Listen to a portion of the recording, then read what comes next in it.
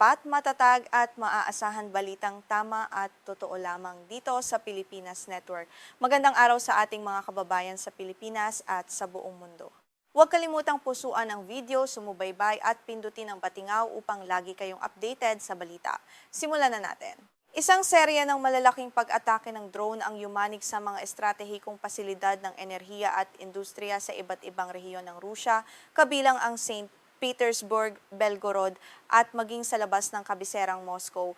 Ang koordinadong operasyong ito ay nagdulot ng malawakang sunog at pagkawala ng kuryente na nagpapakita ng lumalawak na saklaw ng opensiba laban sa infrastruktura ng enerhiya ng bansa.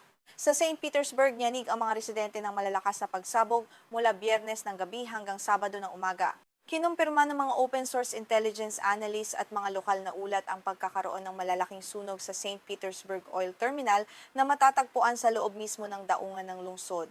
Ang mga makakapal na usok ay nakita mula sa malalayong distansya habang mabilis na rumisponde ang mga bumbero.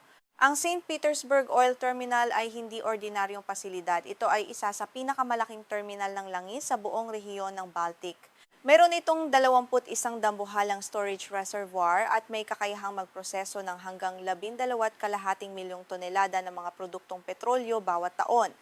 Ang pag-atake rito ay isang matinding banta sa supply ng enerhiya at ekonomiya ng rehiyon. Bukod sa pangunahing terminal, iniulat din ni Leningrad Governor Alexander Drostenko na may mga bumagsak na debris ng drone sa daungan ng Vysotsk sa Baltic Sea na matatagpuan 70 kilometro mula sa St. Petersburg. Ang daungang ito ay naglalaman ng isa pang mahalagang terminal ng langis na pag-aari ng kumpanyang Lukoil na nagpapatunay na ang buong linya ng supply ay naging pangunahing target. Ayon sa pahayag ng mga otoridad sa Rusya, naging abala ang kanilang air defense system sa pagharang sa mga dumarating na banta.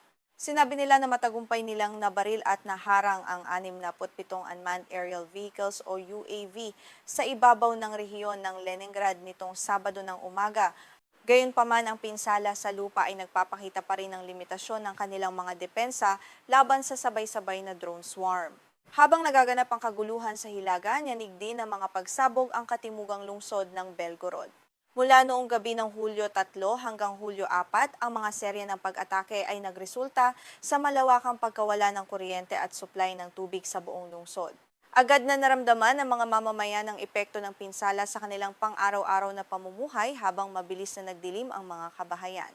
Inilarawan ni Belgorod Governor Alexander Shuvayev ang insidente bilang isang masasabing malawakang pag-atake na nagdulot ng matinding pinsala sa lokal na infrastruktura. Iniulat ng mga lokal na media na ang isa sa mga pangunahing tinamaan ay ang Luch Thermal Power Plant, kung saan sumiklab ang isang malaging sunog. Agad na ipinadala ang mga emergency response team upang kontrolin ang apoy at maiwasan ang pagsabog. Ang insidenteng ito nitong katapusan ng linggo ay kasunod ng naunang pag-atake noong Biyernes, Hulyo 3, na sumira sa isang dambuhalang substation sa Michurinskaya Gas Turbine Thermal Power Plant sa Belgorod. Ang pag-ataking iyon ay nagdulot din ng katulad na pagkaantala sa mga serbisyo ng kuryente at tubig, bukod pa sa pagkasira ng mga sasakyang nakaparada sa malapit na nagpapakita ng paulit-ulit na target. Ang Michurinskaya facility ay hindi bago sa ganitong uri ng krisis dahil dati na rin itong tinarget noong buwan ng Pebrero. Ang patuloy na pag-atake sa mga pasilidad na ito sa Belgorod ay nagpapakita ng estratehikong layunin na paralisahin ang lokal na grid ng kuryente. Libo-libong pamilya ang pansamantalang nawalan ng akses sa mga pangunahing pangangailangan habang patuloy ang pagkukumpuni ng mga otoridad. Hindi rin nakaligtas ang mismong kabisera ng Rusya sa banta ng mga drone. Maagang nitong Sabado, iniulat ni Moscow Mayor Sergei Sobyanin na hinarang ng kanilang air defenses ang isang kawan ng 16 na drone na lumilipad patungo sa direksyon ng lungsod. Ang insidenteng ito ay nagdulot ng pansamantalang takot sa mga residente ng kabisera habang naririnig ang tunog ng mga sirena at pagharang sa himpapawid. Ayon kay Mayor Sobyanin, mabilis na ipinadala ang mga emergency services sa mga lugar kung saan bumagsak ang mga labi ng drone upang pamahalaan ang sitwasyon. Sa kabutihang palad, batay sa mga paunang opisyal na ulat, walang naitalang kaswalwalan o malaking pinsala sa mga estruktura sa loob ng Moscow.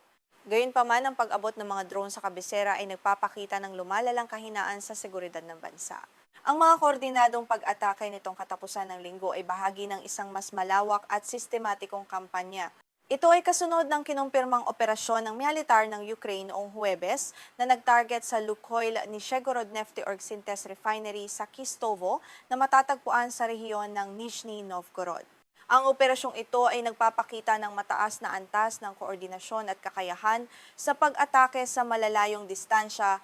Ayon sa mga paunang pagsusuri mula sa lokasyon ng refinery sa Kistovo, ang pag-atake ay direktang sumira sa AVT-6 Primary Oil Processing Unit na nagbunsod ng isang napakalaking sunog sa loob ng pasilidad.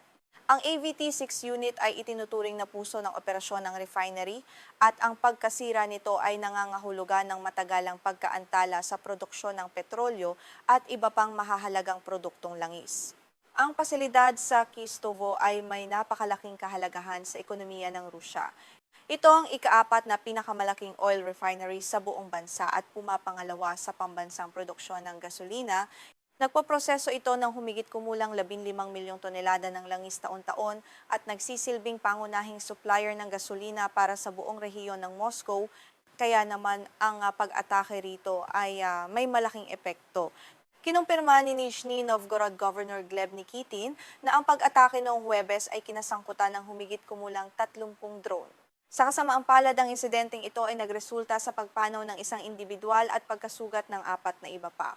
May mga naitalaring bahagyang pinsala sa mga kalapit na tirahan at mga estrukturang pang-industriya dahil sa lakas ng mga pagsabog at pagbagsak ng mga debris.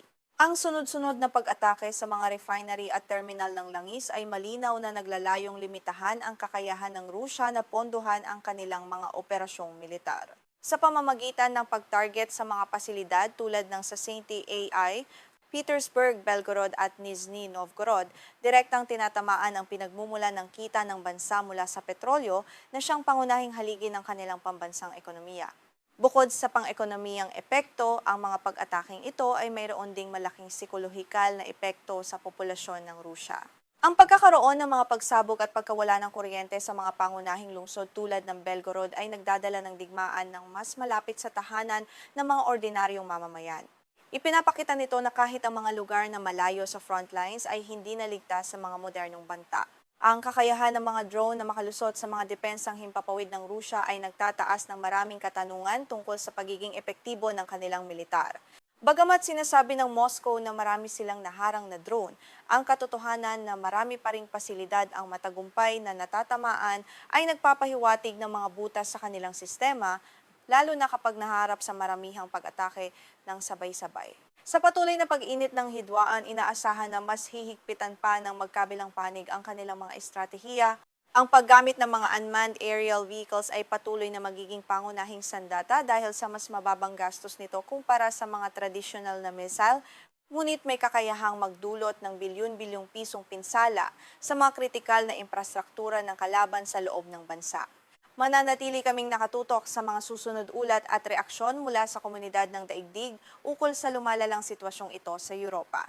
Ito ang inyong tagapagbalita para sa Pandaigdigang Balita, nag-uulat ng mga pinakasariwang kaganapan ng may katotohanan at integridad.